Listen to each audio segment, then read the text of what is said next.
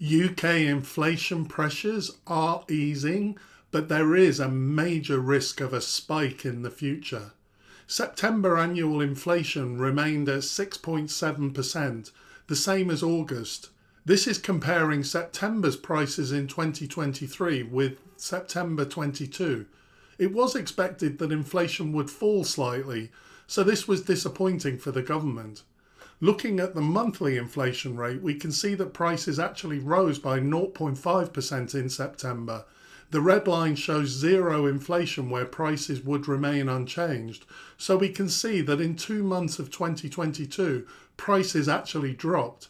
But over the course of the year, prices are still increasing, albeit at a slower rate. The rate of slowdown is painfully slow.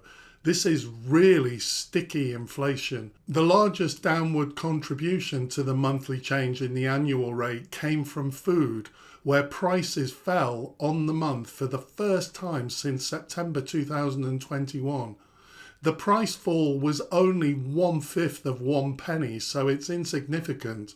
But let's celebrate that the tide does seem to be turning on food prices. Although transport fell by 0.3%, it was expected that this would have fallen by more. This was due to an increase in the price of motor fuels in September. The average price of petrol rose by 5.1 pence per litre between August and September 2023.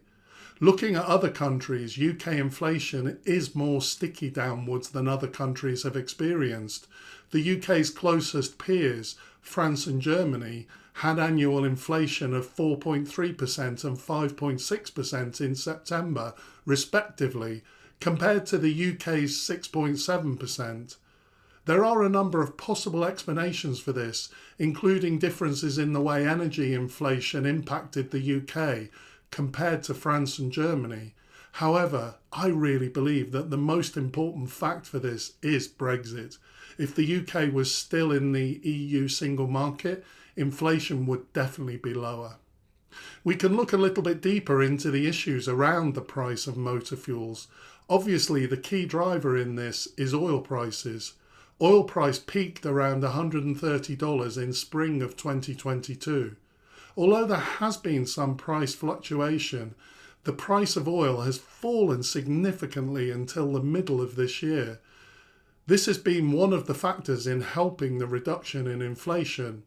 But then, for the past few months, there's been an increase in oil prices again. In the month leading up to the end of September, the oil price increased from $85 to $97. This is an increase of 14%. It's this upturn that has slowed the decrease in UK inflation. UK inflation is definitely going in the right direction and will continue to drop, albeit in small amounts. The latest Bank of England forecasts suggest that inflation will fall to 5% by the end of this year, and the 2% target will be reached in early 2025. However, as I've raised in previous videos, key to what happens in future is what happens to the oil price. As this upward movement in oil prices has shown, UK inflation is very sensitive to this kind of development. So what's happening to the oil price in October? This shows the oil price from 1st of September. We can see that there was a reduction towards the end of September, which would have been really good news for October's inflation. But the Hamas attack on Israel on 7th of October has resulted in an upturn in the oil price. So far, it seems that flows of oil and gas haven't been too much affected by the war yet. However, if the war was to escalate, there are some very pessimistic predictions out there.